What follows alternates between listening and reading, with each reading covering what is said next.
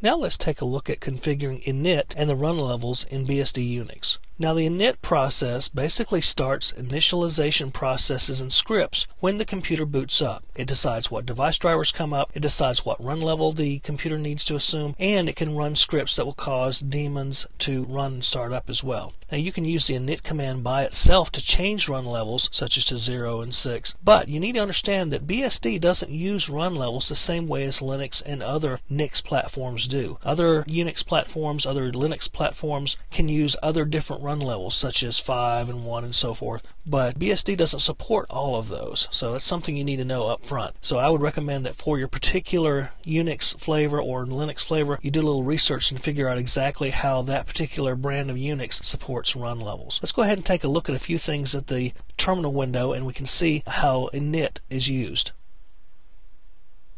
The next thing we'll look at is init. The first thing I want to do is show you a little bit about init itself and explain a little bit how the init run levels work. First, let's type in where is init, because we want to know where that's at. And we'll find that in /sbin/init. That's where that process and its executables and files are held. If you want to, we can also do an info init.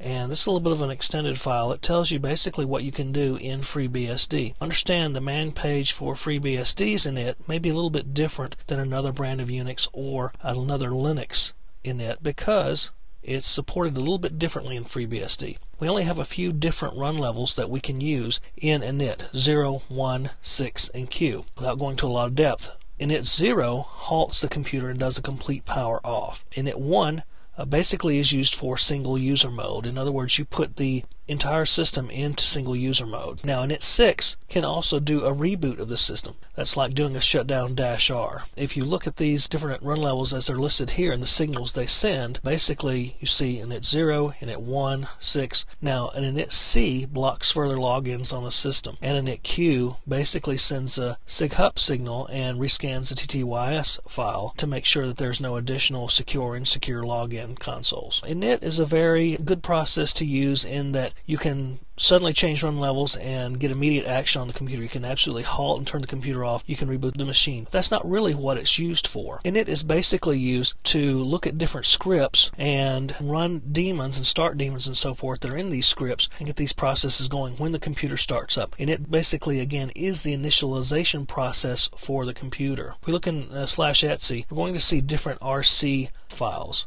Let's take a look at this. Let's do a directory on this, and if we get down a little bit, we're going to see that we've got an rc.d directory, and that's where a lot of these scripts are held. We've also got an rc.conf, rc.firewalls, rc.shutdown, and these are different scripts that actually load different daemons up and cause them to start up when the computer starts up. There's also a daemon and processes to shut down the computer that RC scripts control. And basically, if we want to, we can look at the rc.conf file, and we can see that these are the basic daemons that are started up when the computer starts up. We have very few, as a matter of fact, and BSD starts up very few services to begin with. If the INIT process was enabled, we would have a few more, but rc.conf only allows a few to start up. First, as we can see, it sets the host name to local domain, it starts up the ifconfig command and goes with DHCP so we can get an IP address and connect to the network. It does not enable INIT, and we'll talk about INIT a little bit more, but basically this is a wrapper service for most of the other network-enabled daemons and services that are on the system. We did, however, enable SSHD, so we have a secure shell up and running. And these are just a few of the daemons that rc.conf takes a look at.